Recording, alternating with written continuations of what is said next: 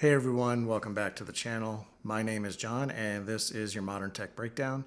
Today I want to take a look at yet another lawsuit coming from an Elon Musk owned company, this time X, Twitter, call it whatever you want. I'd like to quickly review the lawsuit and then get into what I think is likely to happen. Let's jump into it. Here we have an article from the Wall Street Journal. Elon Musk's X sues advertising coalition over massive boycott. Elon Musk's social media company X filed a federal antitrust lawsuit against an advertising industry coalition saying companies in the group illegally boycotted the platform. X alleged companies including CVS Health, Mars Inc., and Unilever conspired to withhold billions of dollars in a, quote, massive advertising boycott, unquote, to force the platform, formerly known as Twitter, to maintain certain safety standards according to the complaint filed Tuesday in Texas Northern District. The boycott began in November 2022 after Musk acquired Twitter, the lawsuit said. The coalition started the boycott due to a concern that Twitter would change its content and safety standards under Musk's leadership, according to the complaint. All right, so this has been bubbling for some time now, I guess since Elon bought Twitter back in 2022, and it would seem they've had enough. Linda Yaccarino, who Elon brought in to run X, has been in the job a little bit over a year now, and it would seem like their patience has run out. So let's dive into the legal bits. I'm not a lawyer, but I do have the ability to read, so let's start with just what needs to be proven to show a violation of the Sherman Act. Here's a page from the U.S. Department of Justice's own website that outlines the elements that must be proven in a Sherman Act case. To establish a criminal violation of Section 1 of the Sherman Act, the government must prove three essential elements. A. The charged conspiracy was knowingly formed and was in existence at or about the time alleged. B. The defendant knowingly joined the charged conspiracy. And C.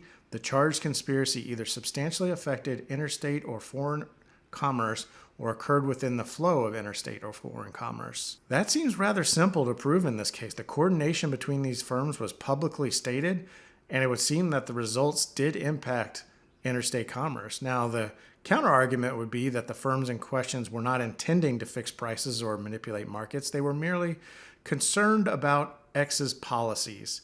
There's a few problems with that. One, the boycott started when Elon bought X before any policies were changed.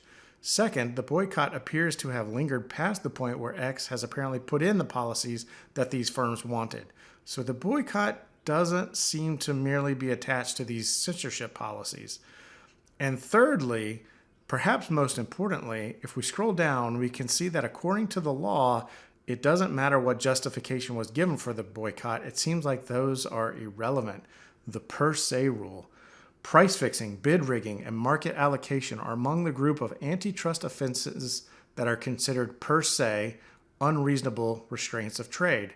The courts have reasoned that these practices, which invariably have the effect of raising prices to consumers, have no legitimate justification and lack any redeeming competitive purpose, and should therefore be considered unlawful without any further analysis of their reasonableness, economic justification, or other factors. Well, I obviously don't know the full case law behind the Sherman Act, but from a surface level non-lawyer review, it would appear that Elon and X have a compelling case here.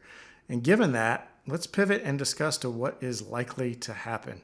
To me, I think these companies are going to cave. I think they're merely going to offer X to end the boycott, let bygones be bygones, and move forward. They won't admit guilt. They won't make any payments for restitution for the boycott. I think Elon will accept this and move on.